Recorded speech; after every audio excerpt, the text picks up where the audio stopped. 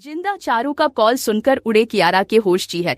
दोस्तों, सीरियल यह रिश्ता क्या कहलाता है में उड़ने वाले हैं। कियारा की होश आएगा, बहुत बड़ा तूफान देखने को मिलने वाला है। एक तरफ जहां पर अरमान अबीरा एक होंगे, दूसरी तरफ चारू और अबीर का सच आएगा कि यह राकेश सामने जी।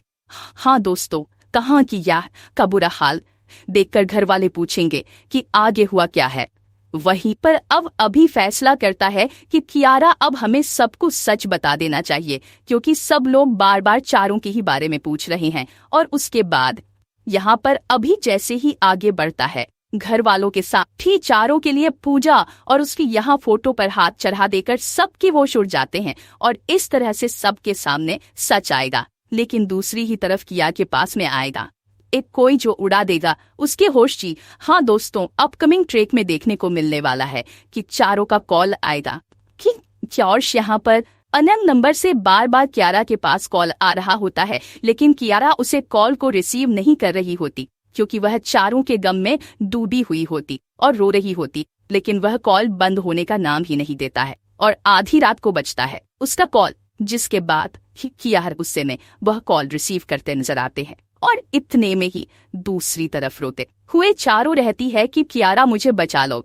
जी हाँ दोस्तों, जैसे ही कियारा चारों की रोते हुए घबराहट में आवाज सुनती है, उसकी खुश हो जाने बुजुर्गों से चिल्लाती है, चार रोटी आपको क्या हुआ है, कहाँ हो आप, जिंदा हो। और यहाँ पर चारों रहती है कि मैं तो जिंदा ही हूँ, लेकिन तुम अमीर को कुछ मत बताना, कर सकते हैं मुझे सिर्फ बचा ले, मुझे सिर्फ तेरे ही नंबर याद है क्योंकि मेरा मोबाइल भी अभी नहीं छीन लिया और मेरे पास किसी कांटेक्ट नंबर नहीं है, लेकिन मुझे तेरे नंबर याद है, इसलिए मैं तुमसे बात कर रही हूँ। तो प्लीज अभी ना भाभी को बोलकर मेरी मदद कर, मैं यहाँ पर उसकी कैद में हूँ।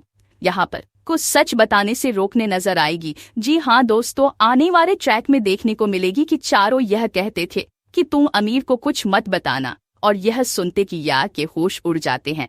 अब देखने को मिलने वाला है कि किस तरह से मेरा अरमान कैद हुई चारों को ढूंढ पाते हैं और कैसे अमीर का असली चेहरा सबके सामने आता है। अब भाई, आप लोगों ने देखा होगा अक्षरा और नैतिक की कहानी में भी कुछ ऐसा ही दिखाया गया था, जहां पर नैतिक को किस तरह से उसके भाई ने किडनैप करके रखा था और फिर उसे ढूंढने जाते हैं। वैसा ही टैग कुछ हमें चारों के केस में भी देखने को मिलने वाला है। अब देखने को मिलने वाला है कि चारों कई बार भागने की कोशिश कर चुकी है, लेकिन अभी ने उसे अपनी कैद में रखा हुआ है। और आप देखना दिलचस्प होगा किस तरह से कियारा अधीर अरमान मिलकर जिंदा चारों को वापस लेकर आते हैं।